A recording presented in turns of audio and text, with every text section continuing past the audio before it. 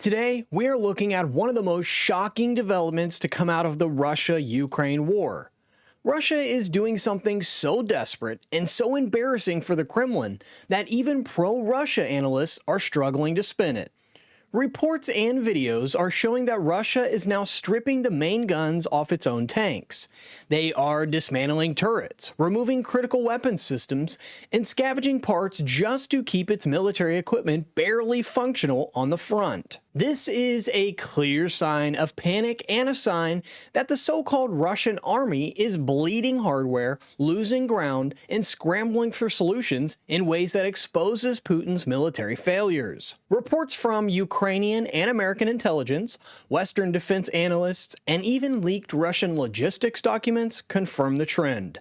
Russia is literally tearing apart the guns, turrets, and internal systems off of older tanks to patch up what's left on the battlefield. They are primarily doing this on their Su-1 tanks, but they have also been seen stripping equipment from other old military vehicles that they aren't primarily using. Entire storage depots filled with Cold War-era armor are being stripped down. T-55s, T-62s, and even some degraded T-72s are being butchered for spare parts, with the main cannons removed and shipped to frontline units as replacements. A modern military, claiming to produce thousands of tanks a year, is now scavenging hardware like a scrapyard operation. This isn't modernization, this is desperation. And it's not a good look for Putin, who claims to have a strong military. In addition to butchering equipment and stripping spare parts, he's also relying on North Korean troops in exchange for food and money. That goes to show everyone just how dire the situation really is for Russia. One of the clearest signs that this is as serious as it appears, there is satellite imagery available that shows depots in Siberia where tanks are lined up with turrets missing, hatches open, and internal systems pulled out. There are some tank hulls sitting abandoned with no guns at all. That doesn't sound like a strategy to me. It sounds like Russia has entered survival mode. The invasion of Ukraine has not at all gone to plan, and now their economy is in shambles. Producing new military equipment is hardly affordable for them right now, especially as Trump promises to place new sanctions on Russia if they don't come to the negotiating table for peace. There are a few major reasons behind this breakdown, and it paints a picture of a Russian military that is clearly stretched past its limits. Russia has lost thousands of tanks since 2022. Between direct combat, drone strikes, and general conflict on the battlefield, armored vehicles have been destroyed at historic rates. Early in the war, Moscow burned through its best equipment. Now, they're down to these outdated vehicles that may not be the best fit for the front lines of an ongoing war. That's not to suggest that Ukraine is in the best of shape either, but they're both suffering greatly. But Russia can't rely on the rest of the Western world to supply equipment quite as easily as Ukraine can. Russia simply cannot build new tanks fast enough. Sanctions have limited chips, metals, optics, and other military technology significantly. Russian factories are reportedly patching together from whatever parts they can find. Now, the Kremlin is discovering that warehouses full of tanks are actually junk. Several of them have missing components, the ammunition is rusted or otherwise unusable, only a few spare parts can be used successfully. And that leads us to the current scramble from Russia, that involves them stripping guns from stored vehicles just to keep the units armed. Russian maintenance crews are being ordered to remove cannons, machine guns, armor blocks, and other similar parts and convert them to the modern equipment that is running out of stock rapidly. Now, these parts are usually loaded onto trains or trucks and shipped to the repair depots closer to the front. From there, they are patched into damaged tanks or welded onto tank chassis that barely function anyway. In some cases, Russian soldiers have complained that upgraded tanks arrive with mismatched turrets, unreliable firing systems, or no stabilizers, meaning the gun can't even aim properly on the move. One unit even reported receiving a tank with a cannon that warped from age so that it couldn't fire without risk of exploding. Does that sound like a modern and undefeatable military that Putin has bragged about for years? For Ukraine, this is huge.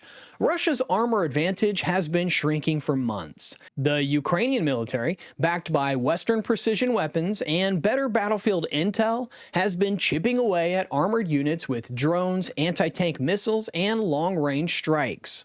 Now, as Russia sends older vehicles with replaced guns and inferior armor, their effectiveness drops fast. If Ukraine continues to apply pressure, especially with Western support, Russia may find its armored forces collapsing entirely. It would also not be because of strategy, but because of basic equipment doesn't exist due to sanctions and production costs. Remember, the Russian economy, it's in shambles due to recent strikes on oil production facilities across Russian territory. Russian troops already face chaotic leadership. Now imagine being sent into battle in a tank held together by stolen parts from an even older equipment. That doesn't send a boost of confidence into the minds of Russian soldiers.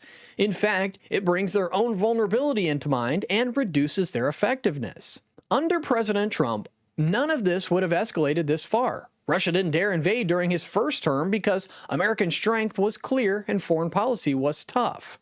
In addition to those factors, it's worth noting that America's energy independence kept Putin's economy in check.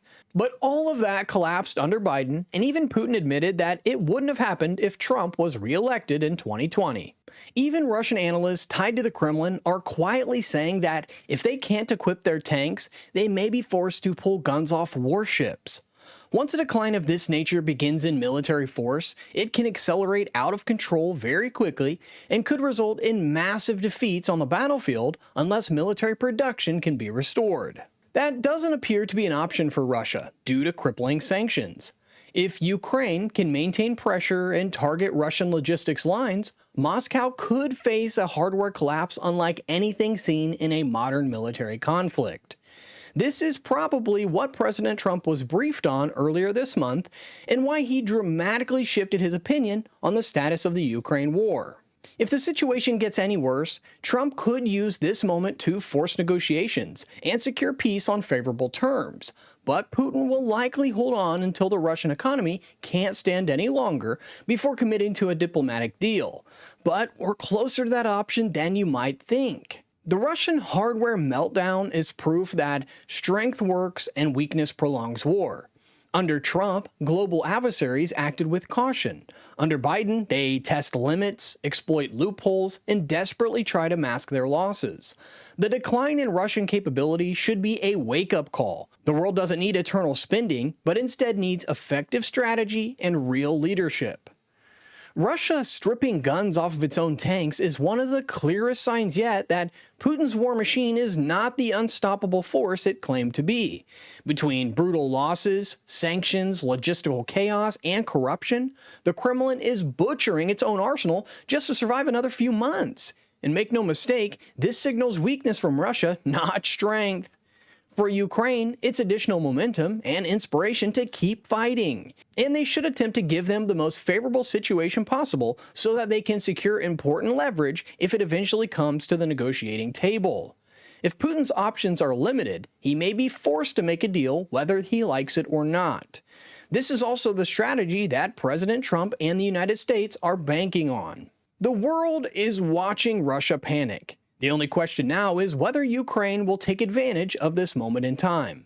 It may not last forever, so the importance of the next few weeks is very apparent for Ukraine. Ukraine has also faced issues of its own. It's been forced to bring older individuals into the military and onto the front lines. But right now, the momentum on the battlefield is with Ukraine. It's the first time since the initial invasion from Putin that Ukraine may actually have the upper hand. The real question that everyone needs to be asking is, what happens when Russia has no more spare parts to send to the front lines? That may be the final straw, and the moment Putin realizes that the only option remaining is to make a deal with Ukraine.